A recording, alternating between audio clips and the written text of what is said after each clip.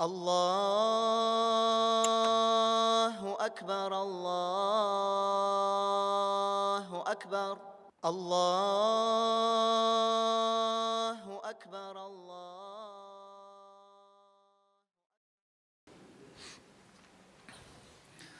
إن الحمد لله نحمده ونستعينه ونستغفره ونعوذ بالله من شرور أنفسنا ومن سيئات أعمالنا من يهده الله فلا مضل له ومن يضلله فلا هادي له وأشهد أن لا إله إلا الله وحده لا شريك له وأشهد أن محمدًا عبده ورسوله صلى الله عليه وعلى آله وأصحابه يا أيها الذين آمنوا اتقوا الله حق تقاته ولا تموتن إلا وأنتم مسلمون يا أيها الذين آمنوا اتقوا الله وقولوا قولا سديدا يصلح لكم أعمالكم ويغفر لكم ذنوبكم ومن يطع الله ورسوله فقد فاز فوزا عظيما أما بعد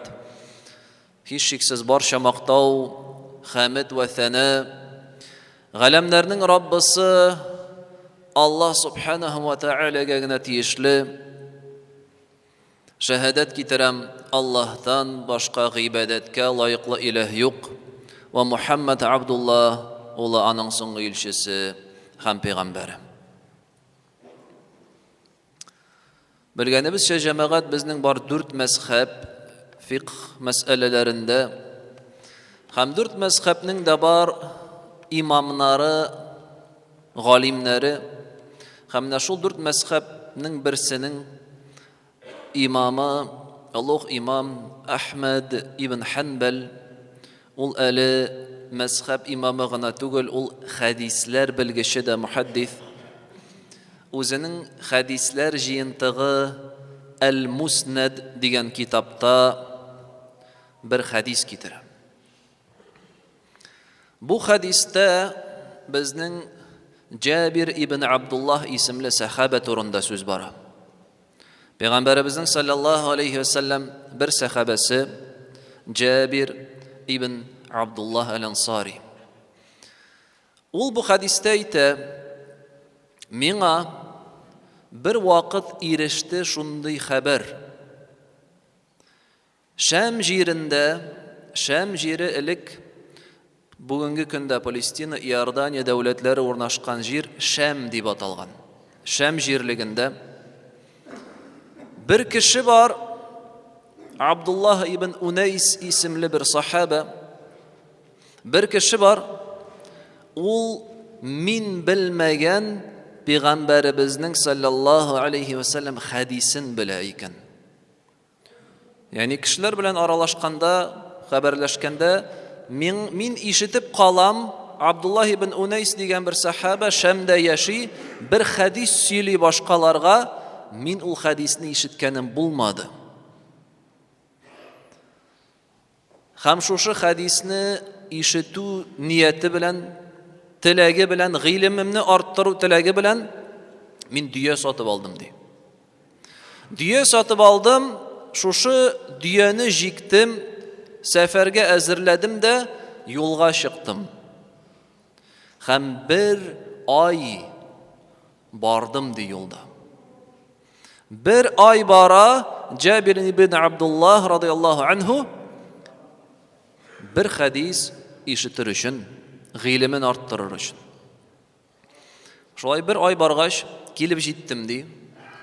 Kelib jetdim, aning uyi yonina ham qarshi oldi meni xizmatchisi.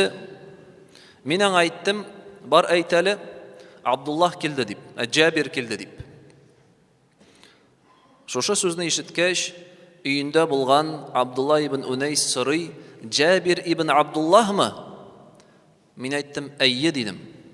Shundan so'ng meni eshitgach, Abdullah ibn Unays oshiga meni qarshi olirga chiqdi. Hatto kiyimining üstüne basa abına çıktı. Yani şu kadar suyundi benim keluvime, aşağı benim karşıma çığa, meni quchoqlab oldi. Мин дә аны кочакладым ди. Яни без аңлыйбыз элек җәмәгать андый элемтә юк иде бүгенге көндә кебек. Бүген телефоннан шалтыратып без әллә кая яракта булган туганнар, дуслар белән күрешә алабыз. Әлегә алай юк иде. Һәм алар кайчан соңгы тапкыр күрешкәннәдер билгеле түгел. Ләкин менә шулай итеп ике сахаба Пәйгамбәребезнең саллаллаһу алейхи ва сәлләмнең күрешәләр, сөенешәләр. Шуннан соң Абдулла ибн Унайс әлбәттә аптырый. Бер ай буе синең монда килүеңнең сәбәбе нинди миңа? Һәм Җабир ибн Абдулла әйтә: Миңа иреште хәбәр, син бер хадис беләсең икән. Пәйгамбәребезнең саллаллаһу алейхи ва сәлләм әйткән сүзен беләсең, мин белмәгән. Шуңа да мин курыктым. Син аны миңа сөйләгәнче үлеп китерсең дип, яки мин синнән моны ишетми кала үлеп китермен дип куркуым сәбәпле синең яныңа ашыктым һәм юл тоттым дип әйтә. Яни ни кадәр хирис була җәмәгать сахабалар динне өйрәнүгә, дини гыйлемгә. Шуннан соң Абдулла ибн Унайс бу хадисне сөйли. Һәм әйтә: Мин Пәйгамбәребез Мухаммад саллаллаһу алейхи ва сәлләм булай дип әйткәнен ишеттем ди. Яхшуруллаһу ал-ибада يوم القيامة عراة غرلا بهما. Biz sahabeler bilen oturayıq di. Hem Peygamberimiz sallallahu aleyhi ve sellem şunday söz aytdı. Kıyamet gününde Allah subhanahu wa ta'ala kişilerini tirilteşek yanadan yalangaş, kiyimsiz, sünnetke oturtulmagan hem bir nerseleri bulmagan haletте di.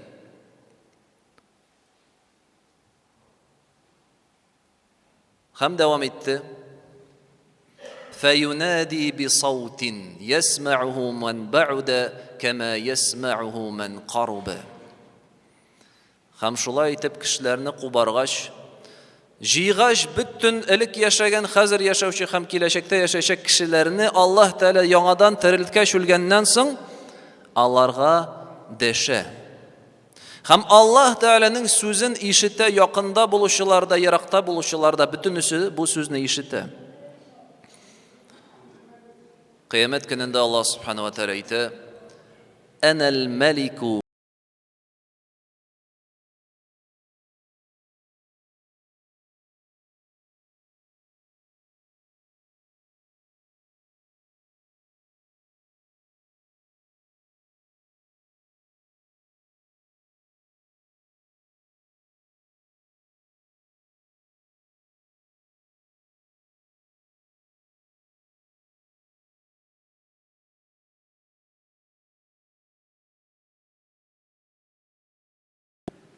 Bir gine de cennetke kirerge tiyişli kişi cennetke kirmez. Eğer de cehennemge kirerge tiyişli bulgan kişi karşında anın ütelmegen buruşu, hakkı var iken. Bir gine de kişi cennetke kirerge tiyişli bulgan cennetke kirmez. Eğer de anın yanına kilip cehennemge kirerge tiyişli bulgan kişi uyz hakkın sorasa. Hem kirisinçe وَلَا يَنْبَغِي لِأَحَدٍ مِنْ أَهْلِ النَّارِ أَنْ يَدْخُلَ النَّارَ وَأَحَدٌ مِنْ أَهْلِ الْجَنَّةِ يُطَالِبُهُ بِمَظْلَمَةٍ. Hem cehennemge de tiyişli bulgan kişi kirmez. Eğer de cehennemge kirge tiyişli kişi andan öz hakkın almışı dip eydi. Bu sözlerine aytkeş, sahabeler soruyorlar: Ya Allah'ın elçisi, bu günni kişiler yalangaş, bir nerseleri yok, nişige alar birbirlerine hakların kaytarsınlar soň dip soruyorlar. Yani bizning kıyamet gününde iki türküm kişi. Birler cennetke bara, birsiler cehennemge baraga tiyişli. Cennetke baraga tiyiş bulgan kişi, eğer de anın yanına kıyamet gününde kilip, җәһәннәмгә барырга тиешле кеше килеп сораса, хәтерлисеңме бу дөньяда син мине рәнҗеткәнең, фәлән хакларымны бузган идең, бир миңа хәзер хакымны дип, ул җавап бирмичә, шушы җәһәннәм әһленә җәннәткә керә алмаячак. Һәм без сахабалар сорады, ничек кайтарырга бу хакны? Бер нәрсә юк бит. Пәйгамбәрбез саллаллаһу алейхи ва саллям әйтә: "Бил хасанати вас сайyiat." Изгелекләр белән һәм гөнаһлар белән ди. Күз алдына китерсәк җәмәгать, менә төркем кешеләр киләләр бу дөньядан вафат булгач кубарылалар Аллаһ Тәала каршына. Һәм Аллаһ субханаһу ва тәала үз хакларын сораганнан соң әле үз ара кешеләргә хисап кылырга кушачак. Һәм бер кеше килер кыямәт көнендә, Пәйгамбәрбез саллаллаһу алейхи ва саллям башка хадистә әйткәнчә, уразасын тоткан, намазын укыган, садакасын чыгарган, ләкин шул ук вакытта бу кеше, изгелек кылган кеше, берсен тел белән рәнҗеткән, начар сүз әйткән аңа. Икенчесен гаепсезгә гаепләгән, өченчесенең канын агызган, дүртенчесенә суккан. Һәм шул вакытта менә ул рәнҗеткән кешеләр, ул хакларын бозган кешеләр килә аның янына. Һәм исенә төшерәләр, хәтерлисеңме, бу дөньяда яшәгәндә син рәнҗеткән идең мине. Минем малымы алган идең, минем хакыма кергән идең. Ул булсын аның эштә булган дустымы, бергәләп эшләгән кардәшеме, килешү бозган булган.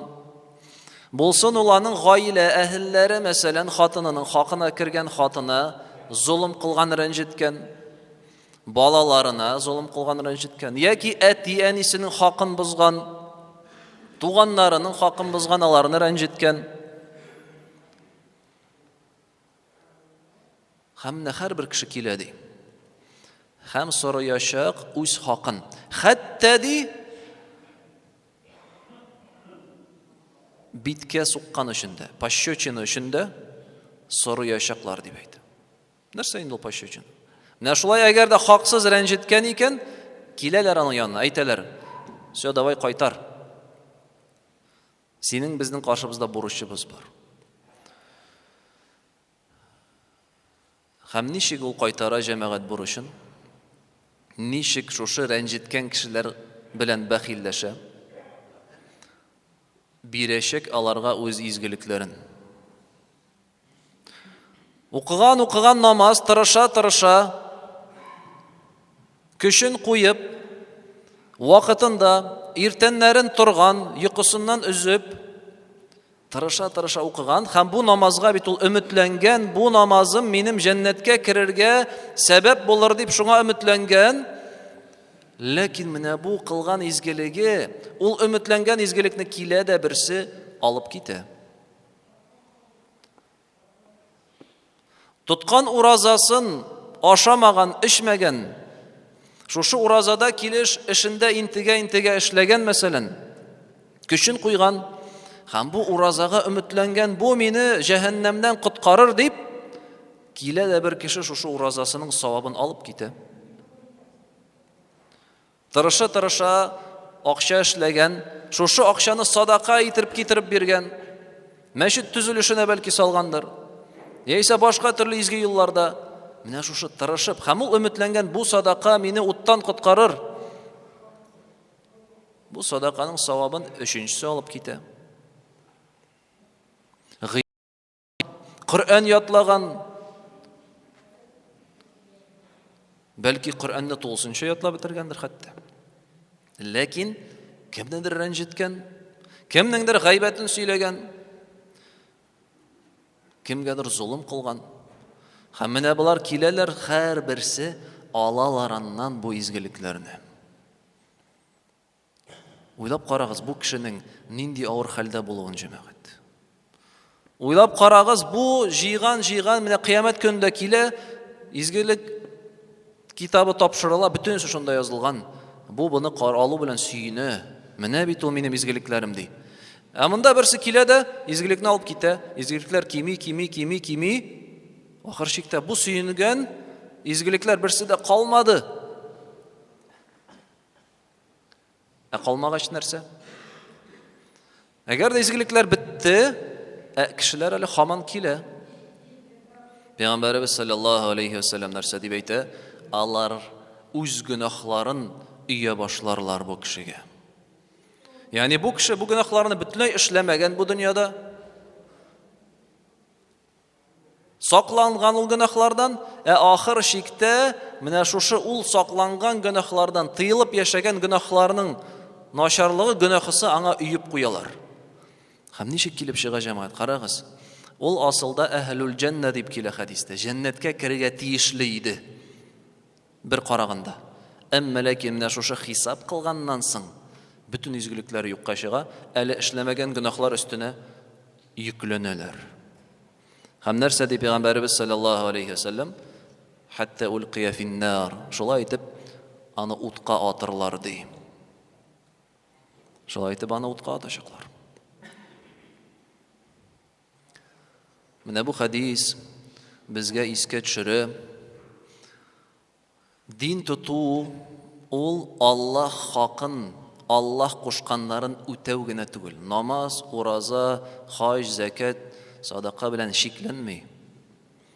Әле диннең икенче өлеше, бәлки әле катлаулырагыдыр да, башка кешеләрнең хакына кермәү.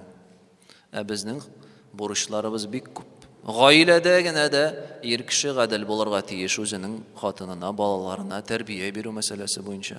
Үз күршеңә эштә булганда сүздә тору, вакытында килү, вакытында эшләү, сүзне бозмау, договорларны не нарушать, телне саклау, кеше булмаганда аның турында ниндидер начарлык сөйләү булсынмы, гайбәт сату.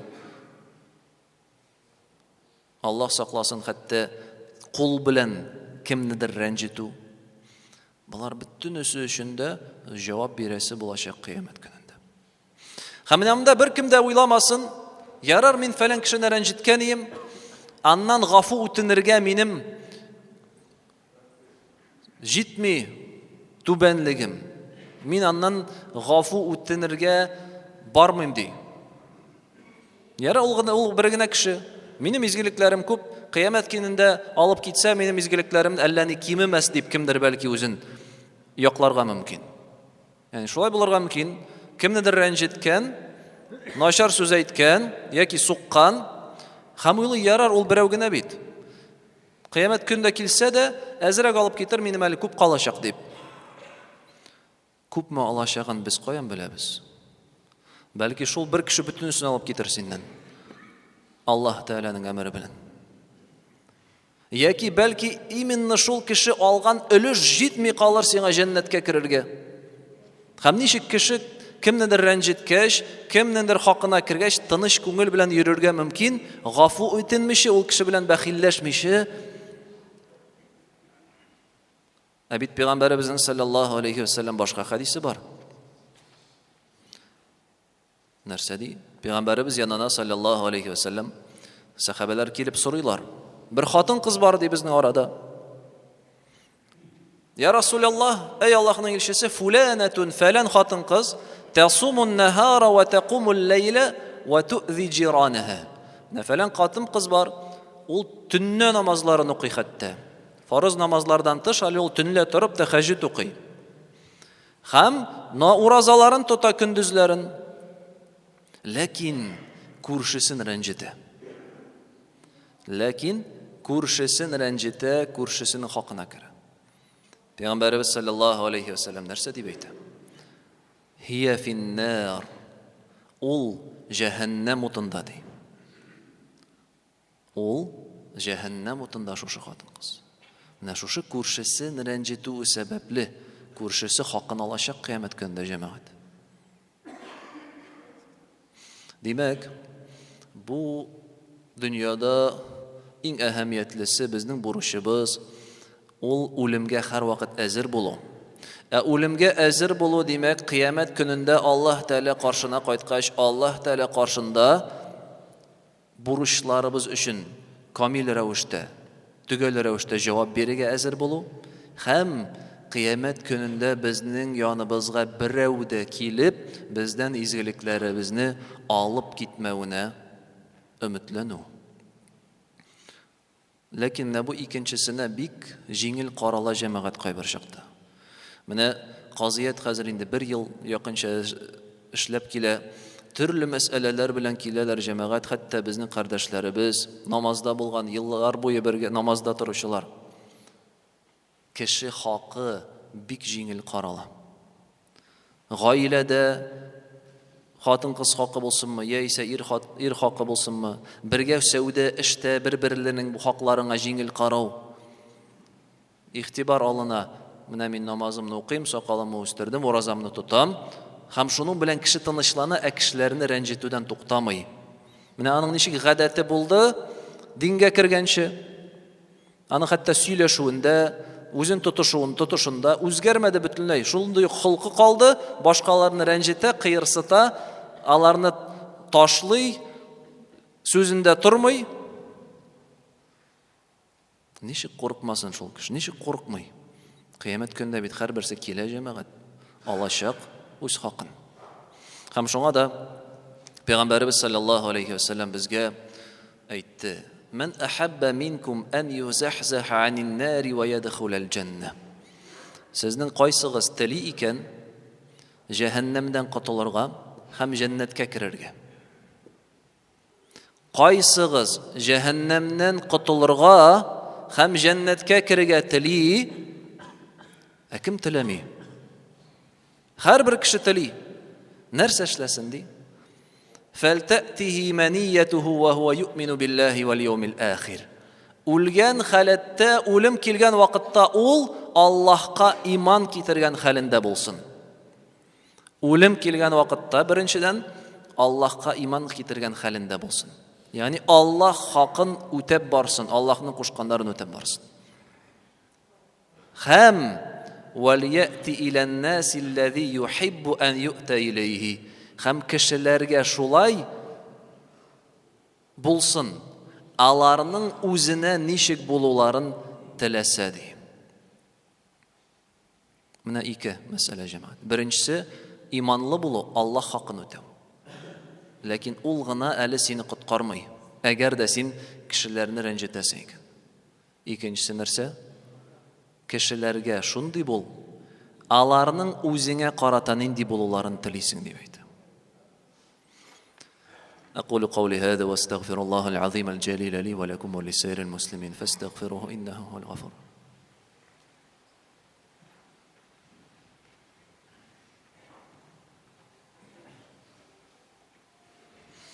الحمد لله على إحسانه والشكر له على توفيقه وامتنانه واشهد أن لا إله إلا الله تعظيما لشأنه واشهد أن محمدا عبده ورسوله الداعي إلى رضوانه صلى الله عليه وعلى آله وأصحابه. Сегодня очень часто мы говорим об успехе, об успешной жизни, стремимся к успеху и определяем успех человека, опираясь на его внешние благосостояния, будь то его богатство, его материальное имущество или здоровье и так далее. Однако, если же обратимся к словам Всевышнего Аллаха Субхану ва Тааля о том, что же такое успех, он говорит: فَمَنْ زُحْزِحَ عَنِ النَّارِ وَأُدْخِلَ الْجَنَّةَ فَقَدْ فَازَ. Воистину, тот, кто будет спасен от адского пламени и войдет в рай, то он преуспел. Тот успешен, кто будет спасен от огня и войдет в рай. Это единственное, что беспокоить должно каждого человека. А все остальное, все достижения, все, скажем так, успехи, которые мы достигаем в этом мире, они никакую пользу не принесут человеку, если они не призваны помочь ему в достижении основной цели, в достижении истинного успеха. А как же достичь этого? как уберечься от адского пламени и наказаний, вечных мучений и заслужить вечное блаженство в райских садах. Пророк Мухаммад, саллиллаху алейхи вассалям, нам сказал и указал на два принципа. فمن أحب منكم أن يزحزح من النار عن النار ويدخل الجنة. Кто хочет спастись от огня и войти в рай,